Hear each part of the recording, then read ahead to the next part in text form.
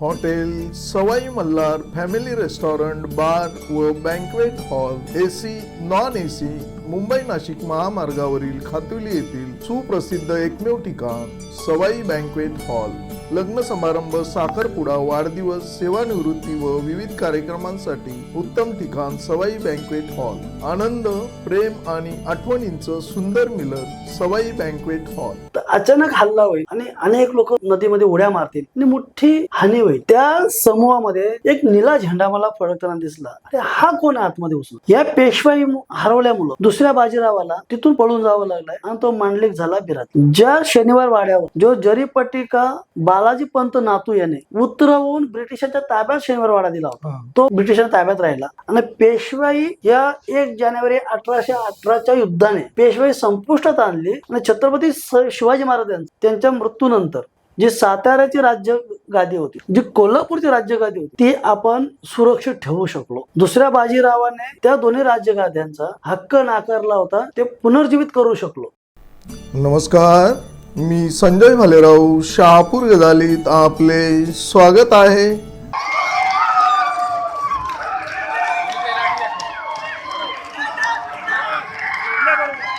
अरे काय बाबा, कशाला चाललंय तुमचं? हो साहेब, हो साहेब, नक्की काय आहे तुमचं? नक्की काय प्रशासनाचं काय म्हणतंय? आमच्याच भांडण लावून द्यायची का?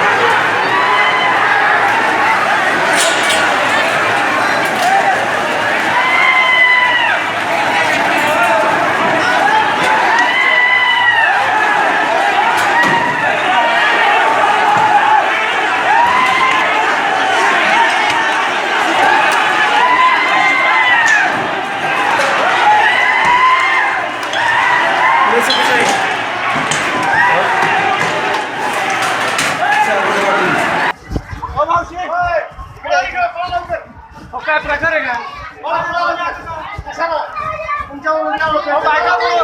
लहान पोरं बायका बोलत बघा ना मावशी,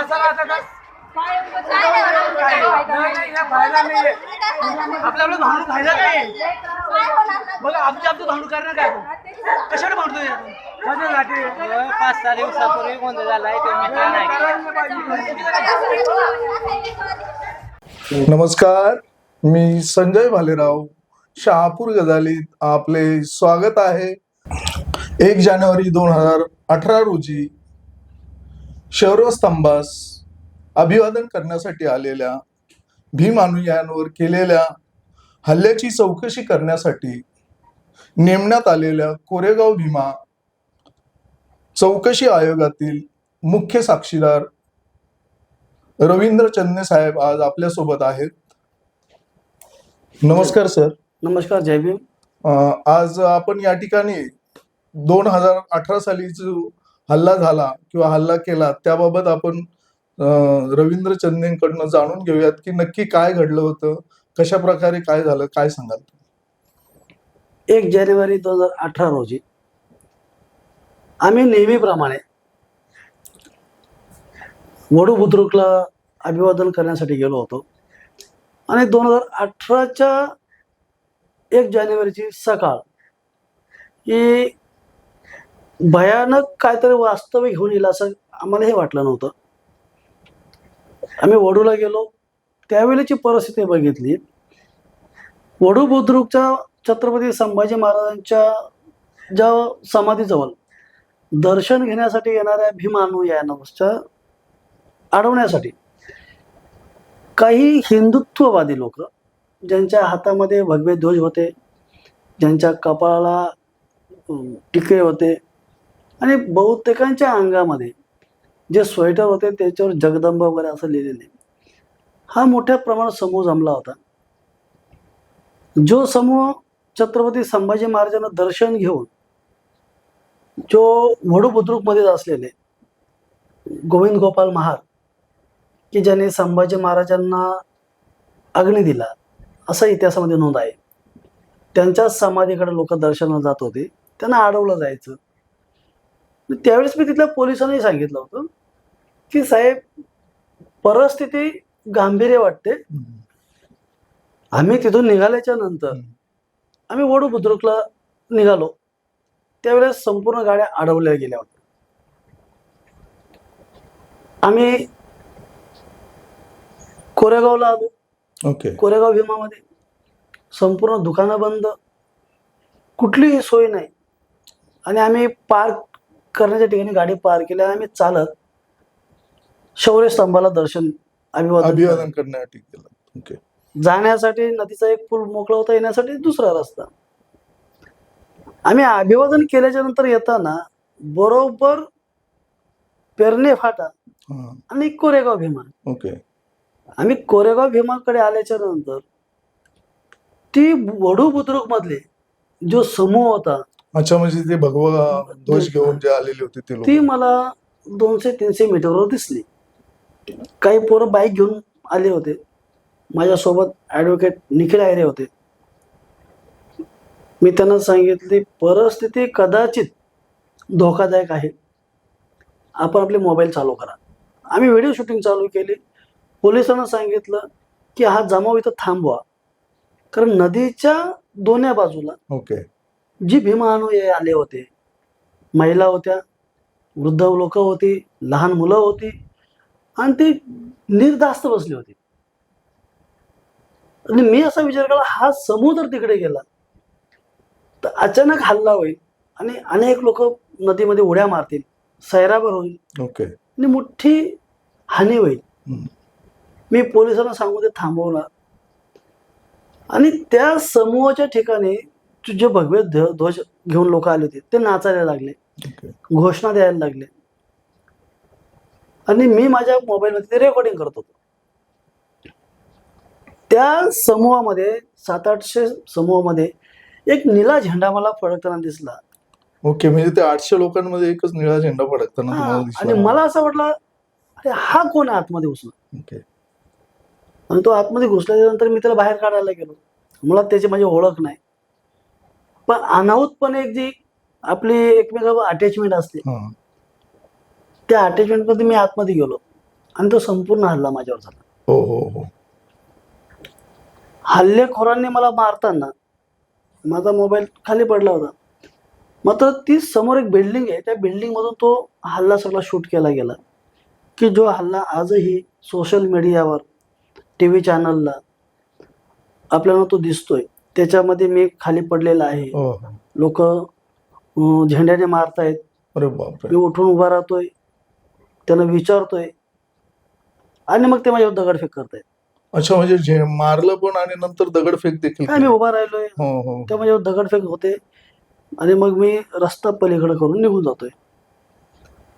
हा सगळा पूर्वनियोजित कट कारस्थान होता. ओके. तो नंतर आपल्याला आयोगासमोर समजलं गेलं. ओके, म्हणजे आपल्याला आधी तर काही माहितीच नव्हतं हा नक्की काय झालंय. कुठल्याही लोकांना माहिती नाही. ओके. म्हणजे नेहमीप्रमाणे 200 वर्ष पूर्ण होत आहेत म्हणून संपूर्ण महाराष्ट्रातून लोकांना एक आकर्षण होतं. आणि सोशल मीडिया असेल, प्रचार माध्यमांच्या माध्यमाने त्या घटनेचं महत्त्व लोकांपर्यंत पोहोचलं होतं. आणि ते दर्शनाला जायला पाहिजे, शौर्यस्तंभाला अभिवादन करायला जायला पाहिजे, या हेतूने महाराष्ट्रातून खूप संख्येने लोक जमले होते. म्हणजे लाखोच्या संख्येने तिथं लोक येतात. आजही आताही लोकांची तयारी चालू आहे तिकडे 2018 जाण्यासाठी. नंतर मात्र ती लोकांची ऊर्जा वाढली. ओके. आता देशाभरातून लोक येतात. हा, म्हणजे पूर्व महाराष्ट्रापुरतच मर्यादित होता, आता पूर्ण भारत पूर्ण देशातून लोकं भारतात यायला माहिती. लागले. आणि भारतामधून लोक आपल्या पूर्वजांच्या इतिहासाला, शौर्याला हा. अभिवादन केलं पाहिजे या हेतूने येत असतात. Okay okay. मग एकंदरीत पुढे त्या केसचं काय झालं, म्हणजे ते काय केस वगैरे झाली का कसं काय, म्हणजे ज्यावेळेस माझ्यावर हल्ला झाला, कायद्याचा आपण पालन करतो किंवा आपल्याला कायदेशीर माहिती आहे, मी ताबडतोब आमच्या सहकार्यानं सांगितलं की आपण स्थानिक पोलीस स्टेशनला गेलो पाहिजेत आणि याची माहिती द्यायला पाहिजे. ओके. कारण फोन सगळे बंद होते, कुठलाही फोन लागत नव्हता. हो. सोशल मीडिया सरकारने पूर्णपणे बंद करून ठेवली होती. ओके. हा, मग त्यावेळेस म्हणजे जास्त वाढू नये प्रकरण म्हणून असं त्यामुळे कोणाचे फोनही लागत नव्हते. येस. आणि त्यावेळेस तिथले ग्रामीणचे पोलीस अधीक्षक हक साहेब होते. मी त्यांना ते व्हिडिओ पाठवले, फोटो पाठवले आणि मग मी शिक्रापूर पोलीस स्टेशनला गेलो. तिथे एका कागदावरती तक्रार नोंद केली आणि मग मी माझ्या मूळ ठिकाणी मुरबाड येथे आलो. दवाखान्यात ॲडमिट झालो. नंतर 2 दिवसामध्ये मी माझी स्टेटमेंट पोलिसांना दिली. ओके. ती स्टेटमेंट पोलिसांनी, मुरबाडच्या पोलिसांनी शिक्रापूर पोलीस स्टेशनला पाठवली. तर या बाबतीमध्ये पुण्यामध्ये एक गुन्हा दाखल झाला. अच्छा, म्हणजे तुम्ही जी FIR केली होती तो म्हणजे दाखल झाला, ती कंप्लीट केली होती? नाही, त्याच्या अगोदर एक पुण्यात गुन्हा दाखल झाला. ओके.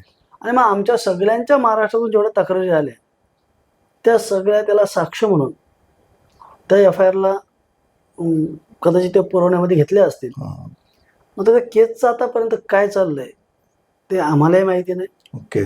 फिर्यादी आपल्या काही महिला भगिनी आहेत, त्यांच्यापर्यंत माहिती असू शकते. ओके, म्हणजे पुढे केसचं काय झालंय तुम्हाला माहित नाही? नाही. Okay okay okay. मग आता जे आपले Republican party of India secular पक्षाचे श्यामदादा गायकवाड आणि आपले चंदे साहेब हे जे काम करत आहे, ॲडव्होकेट किरण चंदे साहेब, ते त्याच्यावर काम करतात, ते मग काय बघतात ते असं? नाही, आपण आयोगामध्ये काम करतो. ओके. म्हणजे भीमा कोरेगाव चौकशी आयोगामध्ये हा हल्ला झाला, याची पार्श्वभूमी काय असू शकते, हा हल्ला कुठल्या पद्धतीने केला गेलं आणि याच्यामध्ये दोषी कोण आहेत, सहभागी कोण आहेत आणि पुढील उपाययोजना काय असावी, यासाठी मद्रास हायकोर्टाचे सेवानिवृत्त जे न्यायाधीश आहेत पटेल साहेब, या न्यायमूर्तींच्या अध्यक्षतेखाली ते चौकशी आयोग महाराष्ट्र सरकारने नेमलेला आहे. या चौकशी आयोगामध्ये आंबेडकरी समूहाच्या वतीने आपण त्या आयोगामध्ये काम करतोय. ओके. माननीय श्यामदादा गायकवाड यांच्या नेतृत्वाखाली, त्यांच्या सहकार्याने आणि त्यांच्या अनुभवाने. माझ्याकडून ॲडव्होकेट किरणजी चन्ने साहेब हे त्याच्यामध्ये काम करतायत, ॲडव्होकेट BG बनसोडे साहेब काम करतायत, ॲडव्होकेट राहुल मखरे साहेब, या तिन्ही वकिलांनी संपूर्ण महाराष्ट्रातील या आंबेडकरी समूहाचे हे 3 वकिलांनी कुठल्याही प्रकारची फी न घेता स्वतःचे पदर मोड करून आज 7 वर्ष आयोगामध्ये काम करतायत. ओके. आणि त्या आयोगामध्ये सरकारचा जो हेतू होता त्याच्या पलीकडे सगळ्या ब्राह्मणी संघटनांचा, जे स्वतःला हिंदुत्ववादी समजतात अशा संघटनांचा, या आयोगामध्ये भीमा कोरेगावची लढाई झालीच नाही. अच्छा. वडू बुद्रुकला गोविंद गोपाळ महार यांनी संभाजी महाराजांना अग्नीच दिला नाही. Okay okay. आणि महार लोक हे मराठ्यांच्या विरोधात लढले, पेशव्यांच्या विरोधात नाही. ही अशी सगळी नियोजित त्यांनी इव्हिडन्स कट कारस्थान रचून आणि इव्हिडन्स तयार करायचे. ओके. आणि भविष्यामध्ये ते इव्हिडन्स पेरायचे, हा त्यांचा प्रयत्न होता. मात्र आपल्या ह्या वकिलांनी अभ्यासाने आणि जो इतिहास आहे, सत्य इतिहास मांडण्याचा प्रयत्न केला आणि इव्हिडन्समध्ये म्हणजे मारफोक असेल तर ढगोजी मगोजी संप्रदाय आहे किंवा महार लोक पूर्वीचे कोण होते, ते कसे लढलेत, 1 जानेवारी 1818ला काय घडलं, 31ला काय घडलं, 30ला काय घडलं, नोव्हेंबरला काय घडलंय, पुन्हा त्यावेळेस काय होतं. आणि पेशवाईंनी छत्रपती शिवाजी महाराजांच्या वारसांना कसं दाबलं होतं. ओके. म्हणजे प्रतापसिंग म्हणजे आणि भोसलेंना ते बघितलं आपण संभाजी प्रतापसिंग भोसलेंना शिक्षणाचा अधिकारच नाकारला त्याने ओके. दुसऱ्या बाजीराव पेशव्यांनी. त्यांच्या भावाला नजरकैदेत टाकलं. प्रतापसिंग भोसलेंना त्यांनी राज्यकारभारावरून उठवलं, सातारच्या राजकारणादिवशी उठवलं. हा संपूर्ण इतिहास हा आपण आयोगामध्ये मांडला. ओके. आणि पेशवाई खरोखर किती वाईट होती. हा. भीमा कोरेगावचा लढाई घडली याच्यामध्ये ईस्ट इंडिया कंपनीकडून जे 834 सैनिक लढले त्याच्यामध्ये पायदलाचे जे सैनिक तो महार होता ओके. आणि त्या महारांनी तो शौर्य का गाजवला, हे 28,000 पेशवे या महारांच्या शौर्यापुढे कसे पळून गेले. नाना फडणवीसचा मुलगा तिथं कसा मारला गेला, ओके. हे सगळं इतिहासाने आपण दाखल केलेले आहेत आणि माननीय चौकशी आयोगाने याची दखल घेतलेली आहे. ओके. मी दुसरं एक असं विचारतो, तुम्ही एवढे 800-900 लोकांच्या जमावामध्ये उतरलात त्यावेळेस तुम्हाला भीती वाटली नाही का? काय माझा हेतू त्या एका तरुणाला वाचवायचा होता. आणि साहजिक आहे, जर एखाद्या समूहामध्ये हिंस्र समूह आहे, तो हिंसक झालेला आहे, मग त्याच्यामध्ये एखादा निरापराध सापडत असेल तर आंबेडकरवादी म्हणून आपली भूमिका अशी असते की त्याला बाजूला करणं. ओके. म्हणजे एखाद्या ठिकाणी जर वाद चालू असेल आणि त्याच्यामध्ये एखादा निरापराध अडकत असेल तर आपण जाऊन त्याची बाजू घेतो, न्यायिक बाजू घेतो, कारण आपण मानवतावादी आहोत. बरोबर. आणि त्यावेळेस मला असं वाटलं नाही का तो निळा ध्वज घेतलेला तरुण बौद्ध आहे की अन्य कोणी हा, आहे, नक्की कोणत्या का जातीचा तो आहे ते नियोजन तुम्हाला करून माहितीच आलेला नाही. आहे, हो. काही वाटलं नाही. असं वाटलं की या भगव्या ध्वज घेतलेल्या तरुणांमध्ये हा का घुसला आहे, एकमेव तिथं दिसतोय आणि बाबा, मग त्याला वेळ लागेल कदाचित काय. वेडलाय का, त्यासाठी आपण गेलो. मग तो अपप्रकार घडू नये किंवा त्याच्यावर हल्ला होऊ नये म्हणून तुम्ही तिथं उतरलात. आणि कदाचित नैसर्गिक दृष्ट्या आपल्याला जे घरून शिकवण मिळाली जाते, आपण ज्या समूहामध्ये आहोत तिथनं जी शिकवण मिळाली जाते ती शिकवण तिथं मला उपयोगी पडली. कदाचित माझ्याकडून कळत ना कळत ती कृती घडलेली आहे. ओके. ओके. आणि ती कृती मला असं वाटतंय का ती योग्य होती. आणि त्या कृतीमुळं किमान पलीकडची लोक सावध झाली, भीमसैनिक सावध झाला की काहीतरी गडबड घडली, दगडफेक चालू आहे आणि सगळीकडं आग पेटवायला घेतले. त्याच्यामुळं समूह जागा झाला. ओके. आणि जे सरकार पुरस्कृतीला दंगल म्हणूया, मात्र सरकार पुरस्कृत दंगल नाही तर सरकारच्या वतीने हिंदुत्ववाद्यांनी केलेला हा हल्ला आहे.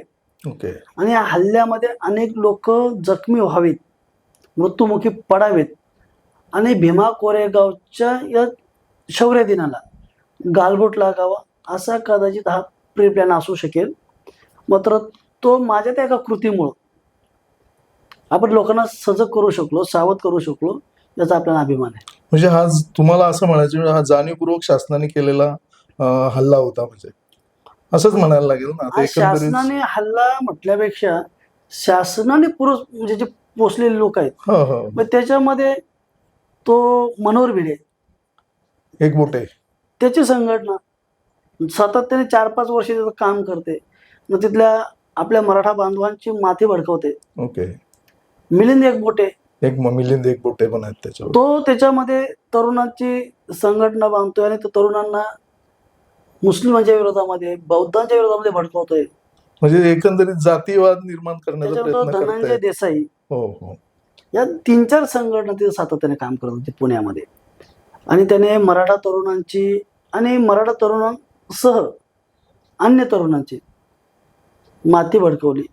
बौद्धांच्या विरोधामध्ये, भीमा कोरेगावच्या इतिहासाच्या बाबतीमध्ये त्यांनी मला वाटतं विपुत्रिक आपला त्या इतिहासाचा त्याने विद्रुपीकरण केला.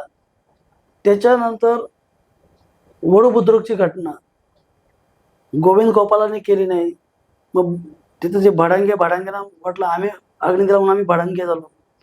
इकडे शिवल्यांना वाटतंय आम्ही शिवला म्हणून आम्ही दिलंय.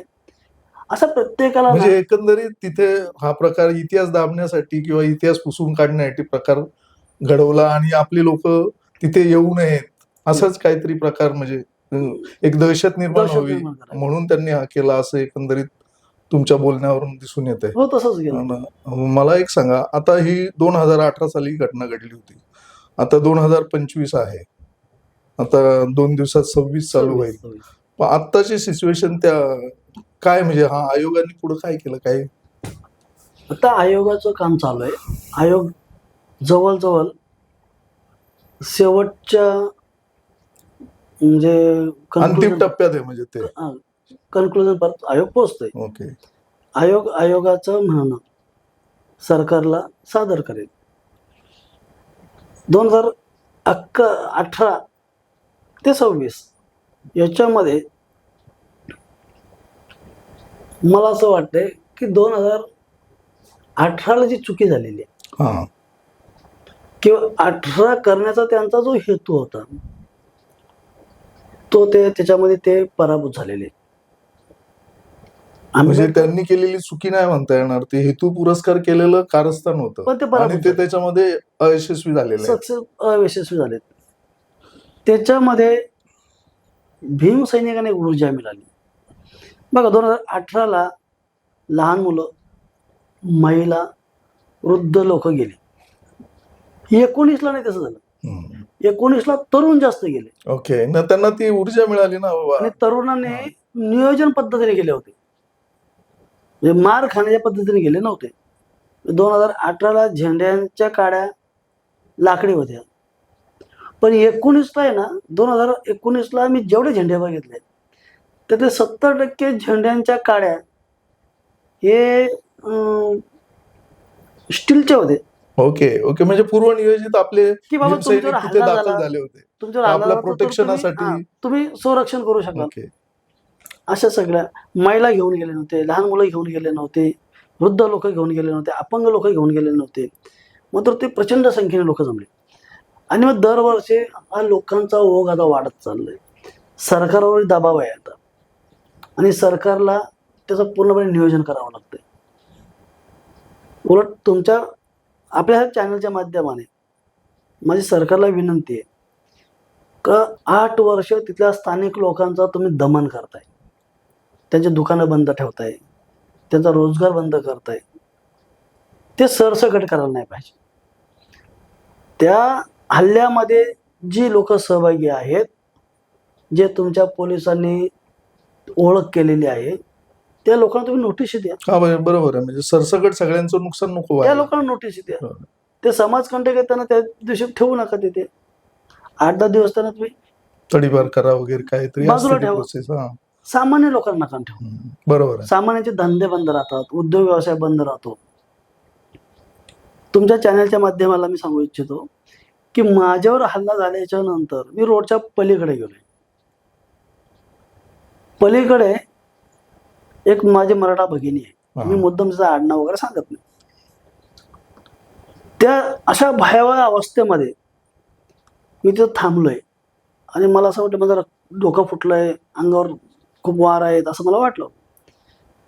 मी त्या भगिनीकडे पाणी मागितलं आणि ते मला पाणी दिलं. मी दरवर्षी क्या बात आहे. त्या भगिनीकडे जातो, हो हो जबरदस्त. तिच्याकडे पाणी पितो, मी तिला साडी चोली करतो. अरे वा जबरदस्त. ती दरवर्षी माझी वाट बघत असते. तिचे मिस्टर माझी वाट बघतात. तिची मुलगी डॉक्टर आहे आता. हो हो. आणि या सगळ्या समूहामध्ये आलेल्या आंबेडकरी समूहामध्ये ती मला भाऊ म्हणून शोधत असते की माझा भाऊ येईल. आणि तुम्ही जातात दरवर्षी? मी दरवर्षी जातो. म्हणजे तुम्ही त्यातून काय मिळवलं तर मी बोलतो समोरच्यानं काय मिळवायचं होतं हे महत्वाचं नाही, त्याच्यातून आपण काय मिळवलं. एक बहीण मिळवली, नक्कीच. एक मराठा घर माझं मी केलंय तिथे. येस. आणि समाजाने काय मिळवलं तर जी लोक झोपली होती ती जागी झाली, लोकांमधला स्वाभिमान जिवंत झाला, नक्कीच. तरुणांमधली स्फूर्ती निर्माण झाली आणि दरवर्षी कोणीही आव्हान न करता लोक तिथे येत आहेत. ओके. मला म्हणजे दुसरं असं सांगायचं की शासनाने जे कटकारस्थान इतरांना मध्ये टाकून केलं होतं ते कटकारस्थान अक्षरशः उद्ध्वस्त झालं आणि म्हणजे त्यांनी जी हे हल्ला केला होता तो उलटा झाला असून तिथे आता म्हणजे जी लाखोमध्ये येत होते 1-2 लाख लोक येत असतील पण आता 5 लाख 6 लाखाच्या वरती लोक जात आहेत. हो. तर ही केवळ त्या 2018 मुळे ही म्हणजे किमया झाली असून सरकारला म्हणजे ते जड पडत आहे आता असं वाटतंय का तुम्हाला? कदाचित महाराष्ट्र सरकारचे त्यावेळेचे मुख्यमंत्री देवेंद्र फडणवीसच होते, गृहमंत्री तेच होते. त्यांचा गोपनीय खात्याने 1 जानेवारी 2018 इतकी लोक येतील किंवा त्या आलेल्या समूहावर हल्ला केला जाईल याची माहिती पोहोचवली असेल किंवा नसेल त्याच्या गोपनीय खात्यालाच माहिती. फडणवीस साहेब गृहमंत्री म्हणून तिथे अपयशी ठरलेले आहेत. नाही, नक्कीच बरोबर आहे. ती घटना घडल्याच्या नंतर लोक जमतायत, त्याचा प्रभाव अजून वाढत चाललेला आहे. सरकारच्या माध्यमाने एकबोटे असेल, भिडे असेल, जे कोणी लोक आहेत ती अपयशी ठरलेले आहेत. कारण 2018 मध्ये जो माझा मराठा बांधव तिथे चिरडला गेला, ज्याला खोटा इतिहास सांगितला होता म्हणून त्याने आपल्यावर हल्ला केला, त्यांच्या डोक्यात आता तूट पिटली. ओके. की आपण चुकीच्या पद्धतीने असत्याच्या मागे लागलो होतो आपण चुकीच्या पद्धतीने उभं राहिलो आणि आपल्याला भोगावं लागलं. केसी कंप्लीट झालेले आहेत, त्यांना कोर्टाच्या फेऱ्या माराव्या लागतात.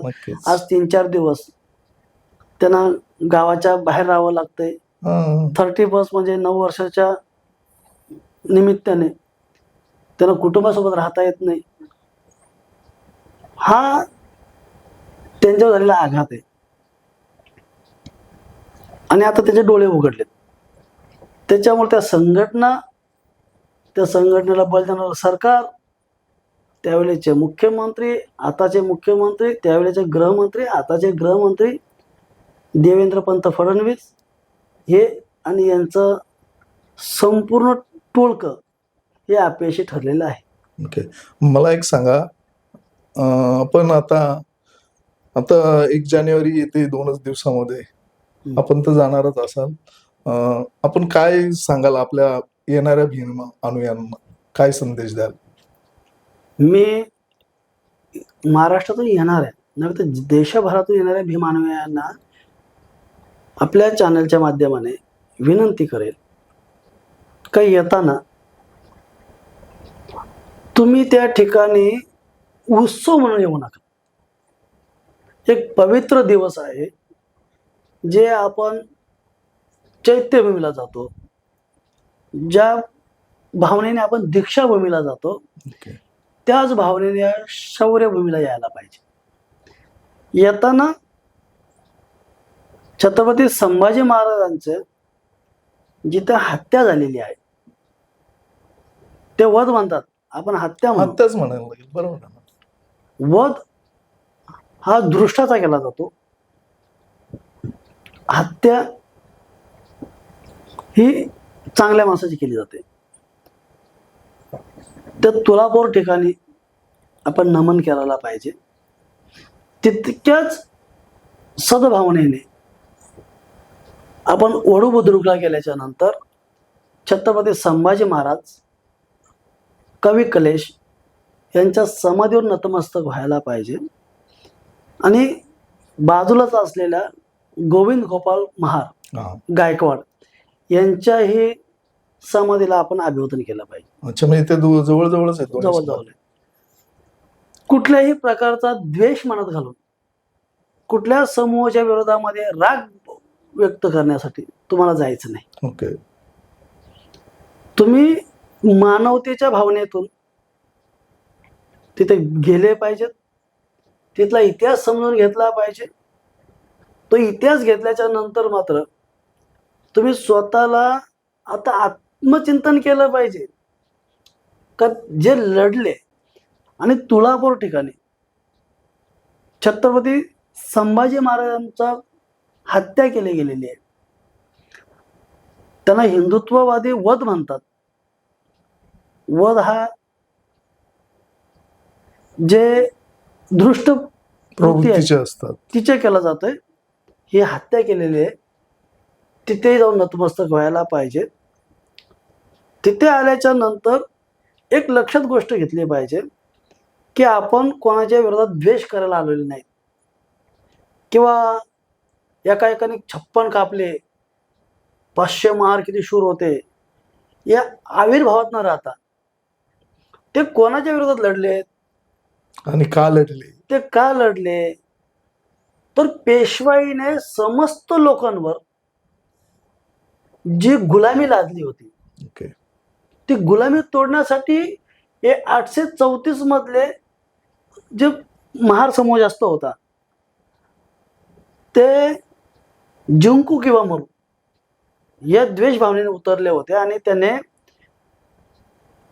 असा रौद्र अवतार धारण केला की दुसऱ्या बाजीरावाला तिथून पळून जावं लागलं. नाना फडणवीस यांच्या पुत्राला तिथे मारलं गेलं. ओके, तो हतबल झाला आणि तो रडत बसला. आणि ज्या ब्रिटिशांना वाटलं होतं की आपण ही लढाई हारतोय, त्यांना ते अचंबित झाले की रात्रभर चालत आलेला हा सैनिक पोटात अन्न नाही, फक्त भीमाचा पाणी पित आहेत आणि लढाई करतायत आणि ते जिंकले. या पेशवाई हरवल्यामुळं दुसऱ्या बाजीरावाला तिथून पळून जावं लागलंय आणि तो मांडलिक झाला बिरातला. ज्या शनिवार वाड्यावर जो जरीपट्टी का बालाजी पंत नातू याने ओके, उतरवून ब्रिटिशांच्या ताब्यात शनिवार वाडा दिला होता, तो ब्रिटिशांना ताब्यात राहिला आणि पेशवाई या 1 जानेवारी 1818च्या युद्धाने पेशवाई संपुष्टात आणली आणि छत्रपती शिवाजी महाराजांचं त्यांच्या मृत्यूनंतर जी साताऱ्याची राज्यगादी होती, जी कोल्हापूरची राज्यगादी होती, ती आपण सुरक्षित ठेवू शकलो. दुसऱ्या बाजीरावाने त्या दोन्ही राज्यगाद्यांचा हक्क नाकारला होता, ते पुनर्जीवित करू शकलो. आणि तिथं गेल्याच्या नंतर जो तिथे समूह आहे तो समूह आपला दुश्मन नाही. त्या समूहाला ज्या हिंदुत्ववाद्यांनी आणि ब्राह्मणी शक्तीने खोटा इतिहास सांगितला आहे त्याच्यातून त्यांना बाहेर काढणं हे आपलं पहिलं कर्तव्य असेल. आणि आपण मानवताच्या दृष्टिकोनातून सगळ्या समूहाकडे बघितला पाहिजे. या आपल्या दर्शकांच्या वतीने माझं सगळ्यांना आव्हान आहे. ओके, मला एक सांगा की भीमा कोरेगाव ऍक्च्युली बाबासाहेब दरवर्षी कुठेही असले तर दरवर्षी तिथे 1 जानेवारीला जायचे. तर म्हणजे हे बाबासाहेबांनीच भीमा कोरेगावचा शोध लावला की कसं काय काय? नाही, बाबासाहेब आंबेडकर एकदा गेल्याचा ऐतिहासिक पुरावा आहे.